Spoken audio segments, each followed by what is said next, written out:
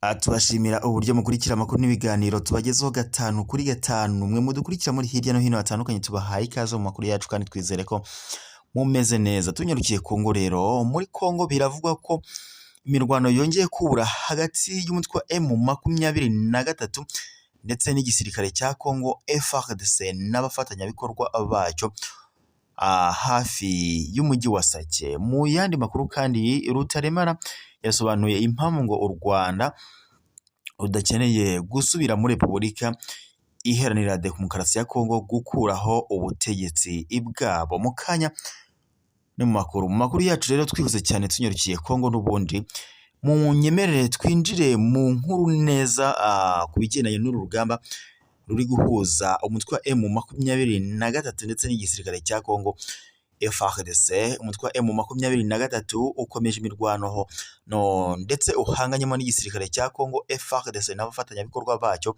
harimo ingabo z'u Burundi, ingabo za MONUSCO, ingabo za SADC, imitwe yihurije mu cyo yise Wazalendo ndetse n'umutwe wa FDLR.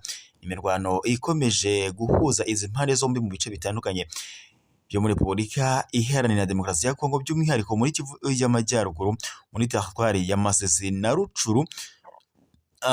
Nk'uko rero bikomeje kuvugwa, ubu biri kuvugwa ko ingabo za Repubulika Iharanira Demokarasi ya Kongo kuri uyu wa 27 Werurwe umwaka wa 2024 bivuga ko zabyukiye mu mirwano n'umutwe witwaje intwaro wa M23 mu bice bikikije umujyi wa Sake muri teritwari ya Masisi. Nk'uko rero bikomeje gutangazwa, bivuga ko rero FARDC iri gufashwa muri uru rugamba imitwe y'ingabo irimo ihuriro rya Wazalendo, bivuga ko zagabye ibitero zigamije gufungura umuhanda uhuza Sake na Minova umaze iminsi myinshi ugenzurwa umutwe wa M23. Nk'uko rero bikomeje kuvugwa, biravuga ko ari imirwano ikomeye, bivuga ko nyine ishobora gutuma abaturage bari basigaye muri Sake ndetse no mu nkengero bahunga, bitewe ahanini n'imbunda zinini ziri kwifashishwa na FARDC. Nk'uko rero bikomeje gutangazwa, bivuga ko kuri uyu wa 26 Werurwe umwaka wa 2024 imirwano yari yakomereje mu gace ka Bibwe gaherereye muri Bashari Mokoto muri iyi teritwari. Bikavuga ko rero abarwanyi ba M23 bafashe aka gace ka Nyange kari mu birometero bigera ku 10 uvuye muri centre ya Bibwe. Nk'uko rero biri kuvugwa, bivuga ko nyuma yaho mu mpera z'iki cyumweru gishize abarwanyi ba M23 basubije inyuma ibitero bya FARDC muri groupema ya Kibumba. Kuri uyu 26 Werurwe umwaka wa 2024 nta mirwano bivuga ko yabayeho, kimwe no muri Isake. Nk'uko rero byakomeje kugenda bitangazwa mu makuru akomeje kugenda ashyirwa ahagaragara, umutwe wa M23 bivugwa ko ubu ngubu doko nyine amakuru aturuka Kongo avuga ko umutwe wa M23 waba ugenzura hafi 90% by'umujyi bya teritwari ya Rucuru, nk'uko amakuru aturuka Kongo abivuga. Nk'uko rero bikomeje kuvugwa, bivuga ko M23 iri kugenzura imisozi ikikije Sake n'ibice birimo Shasha ugana Minova guhera muri Gashyantare umwaka wa 2024. Nk'uko rero bikomeje kuvugwa, n'ubundi FARDC yagerageje kugaba ibitero byinshi kuri uyu mutwe byari bigamije kwigarurira ibice uyu mutwe nyine waba uri kugenzura, gusa bivugwa ko ngo byaje kuba iby'ubusa. Nk'uko rero umuvugizi wa M23 mu bya politike Lawrence Kanyuka yabitangaje muri uku kwezi, yatangaje ko yateguje ko FARDC ngo n'ingabo ziyifasha nibakomeza kurasa muri utu duce abarwanyi babo bazafata n'umujyi wa Sake. Nk'uko rero yabitangaje, avuze ko nibikomeza umutwe M23 bizarangira ufashe n'umujyi wa Sake. Nk'uko bikomeje kuvugwa, bivuga ko nyine ari igikorwa cyatuma doko mu gihe umutwe wa M23 waba ufashe aka gace ka umujyi wa Sake, bivuga ko ari igikorwa cyatuma umuhanda wa Sake na Goma uri mu mihanda cyangwa se mu mihanda y'ingenzi cyane mu ntara ya Kivu y'Amajyaruguru ngo wahita ufungwa. Nk'uko nyine umuvugizi wa M23 mu bya politike Lawrence Kanyuka yabitangaje. N'ubundi rero amakuru yacu tuyakomeje, n'ubundi reka tuyakomereze yarimo aravugwa aho rero Rutaremara yaje gusobanura impamvu ngo u Rwanda rutagikeneye kuba rwajya muri Repubulika Iharanira Demokarasi ya Kongo nk'uko rero bikomeje kuvugwa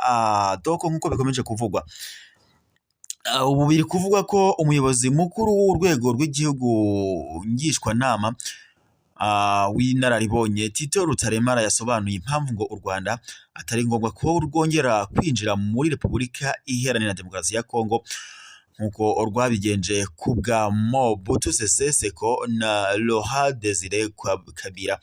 Nk'uko rero uyu muyobozi mukuru w'urwego rw'igihugu ngishwanama yabitangaje kuri uyu munyapolitike mu makuru ndoko nyine mu kiganiro yagiranye n'abakoresha urubuga rwa Twitter, yagaragaje uburyo ngo ubutegetsi bwa Repubulika Iharanira Demokarasi ya Kongo bukomeje kwigisha abaturage kwanga abanyekongo bagenzi babo bari mu bwoko bw'abatutsi no kubica. Nk'uko yabitangaje, yavuze ko hashingiye ku masezerano mpuzamahanga ibihugu bihabwa uburenganzira bwo kujya gutabara abari gukorerwa jenoside. Ni nayo mpamvu rero ngo umuryango w'abibumbye watangije ubutumwa bw'amahoro bwabo muri Repubulika Iharanira Demokarasi ya Kongo nk'uko Rutaremara nyine yabigarutseho. Uyu Tito Rutaremara rero yagaragaje ko ngo ariko ingabo ziri mu butumwa bw'amahoro bwa Loni muri Repubulika Iharanira Demokarasi ya Kongo buzwi nka MONUSCO ngo zitigeze zikora inshingano zahawe zo kurwanya abakwirakwiza ingengabitekerezo ya jenoside barimo umutwe wa FDLR. Nk'uko byakomeje rero kugenda bitangazwa, amakuru n'ubundi yashyizwe ahagaragara n'impuguke za Loni, raporo zashyize ahagaragara zakomeje kugaragaza ko ngo igisirikare cya Kongo FARDC cyangwa se Repubulika Iharanira Demokarasi ya Kongo yaba ikorana byeruye n'umutwe wa FDLR urwanya leta y'u Rwanda. Ni mu gihe kandi ingabo za Kongo FARDC bivuga ko doko ingabo za MONUSCO bivuga ko ngo zaba zikorana bya hafi n'igisirikare cya Kongo FARDC. Ni mu gihe kandi mu makuru yashyizwe ahagaragara mu gihe gishize yagaragazaga ko ingabo za MONUSCO ngo zaba zarahaye cyangwa se zaba zifasha igisirikare cya Kongo FARDC ndetse na FDLR, mu gihe kandi hari amakuru yavugaga ko ubwo ingabo za FARDC ndetse na FDLR zari ziri mu mirwano n'umutwe wa M23, ingabo za MONUSCO ngo zatanze ubufasha ku ruhande nyine zatanze ubufasha ku gisirikare cya Kongo FARDC ndetse n'abarwanyi ba FDLR, aho bohereje indege ya gisirikare iza kubafata ikabajyana Bukavu kuwitabwaho nyine mu bigendanye n'ubuvuzi. Nk'uko byakomeje gutangazwa, amakuru rero yakomeje gushyirwa doko nyine amakuru aturuka muri Kongo avuga ko mu gihe abanyekongo bo mu bwoko bw'abatutsi bakomeje gukorerwa ubugizi bwa nabi burimo no kwicwa, Tito Rutaremara yavuze ko ngo rutabatereranye kuko ngo rwakomeje kubatabariza mu miryango mpuzamahanga. Tito Rutaremara yavuze ko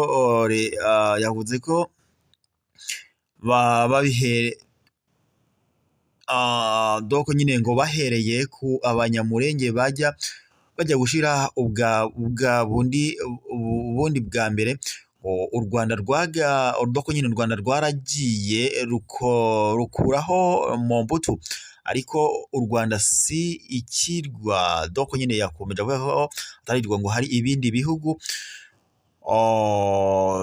Yavuze ko ngo bagombye kugaruka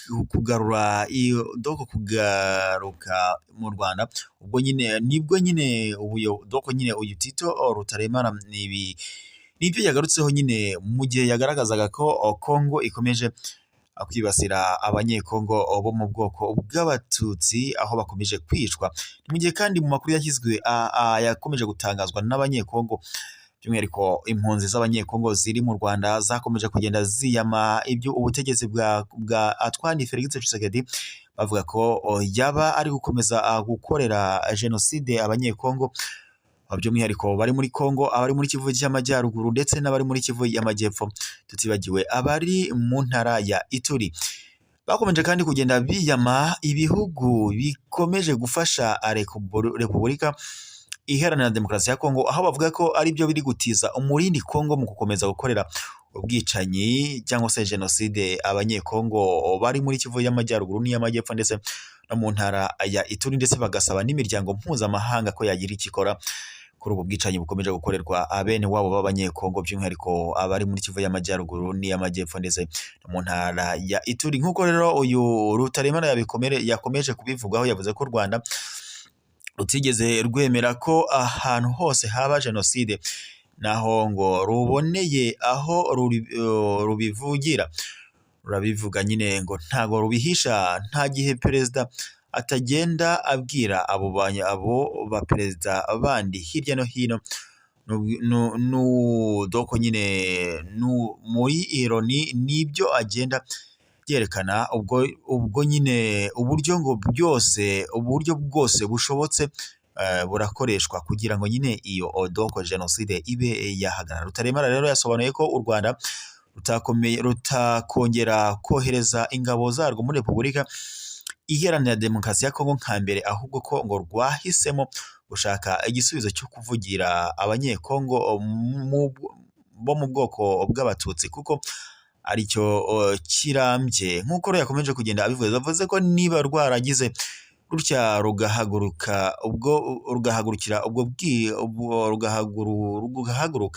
ubwo bicaga abanyamurenge rukinjira rugakuraho Mobutu ngira ibyo doko nyine yakomeje avuga ko doko nyine yavuze ko bagira ibyaho rero hazaho Kabila noneho ngo yica abandi kurushaho, ubwo ngo ntibakomeza kujyayo ujya kurwana, ahubwo ngo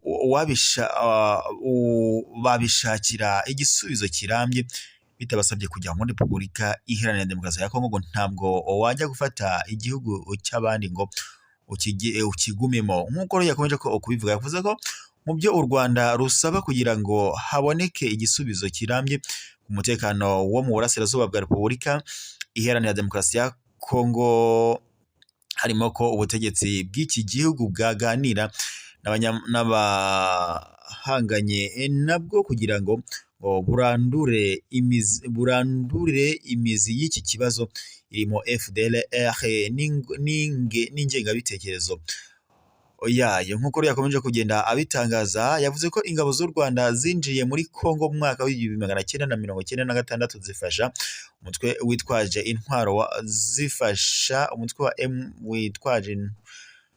witwaje intwaro wa AFDL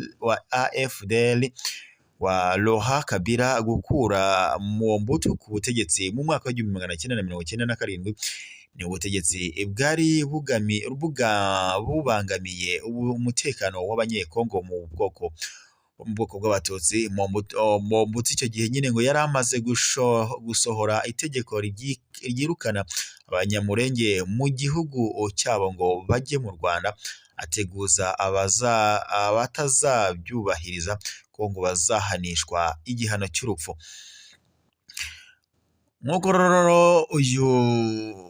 Nk'uko nyine Rutaremara yabigarutse, yavuze ko mu gihe ingabo z'u Rwanda zari zarafashije Kabila gukura Mobutu ku butegetsi mu mwaka w'1997, nawe yaje guhinduka mu mwaka w'1998 yirukana Abanyarwanda n'Abanya-Uganda bose ngo ku butaka bwa Kongo. Nk'uko yakomeje kugenda abivuga nyine, yavuze ko ingabo z'u Rwanda zinjiye muri uru rugamba zifasha RCD kurwanya ubutegetsi bwa Kabila kuva mu mwaka w'1998.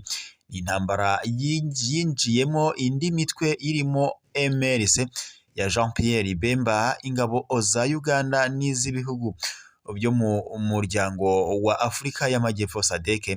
Intambara u Rwanda rwagizemo uruhare muri Kongo zarangiye mu mwaka w'ibihumbi bibiri na gatatu nyuma y'ibiganiro byabayeho hagati y'impande zose byarebaga.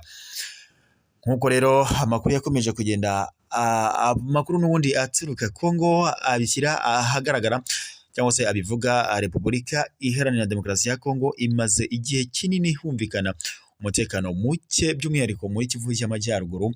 Mu gihe rero abanyekongo bo mu bwoko bw'abatutsi bari muri Kivu y'Amajyaruguru bakomeje kugenda bibasirwa, ndetse n'abari muri Kivu y'Amajyepfo muri Kivu y'Amajyaruguru abanyekongo bavuga ururimi rw'ikinyarwanda bakomeje kwibasirwa, ndetse n'abari mu Kivu y'Amajyepfo b'abanyamurenge n'abahema bo mu ntara ya Ituri bakomeje kugenda bakorerwa ubwicanyi.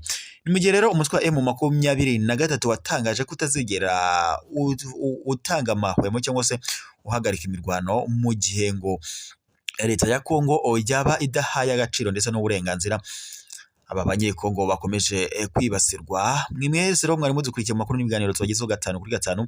Turabashimiye mukomeze kugira impagarike n'ubugingo. Gusa kuri we waba utarakanda subscribe cyangwa sabone bitewe n'ururimi ukoresha, ndagushishikariza gukandaho maze ukazajya uba uwa mbere kubona amakuru n'ibiganiro tukugezeho 5 kuri 5. Ndabashimiye mukomeze kugira impagarike n'ubugingo kandi muhahe muronke amakuru yacu yo nakagaruka.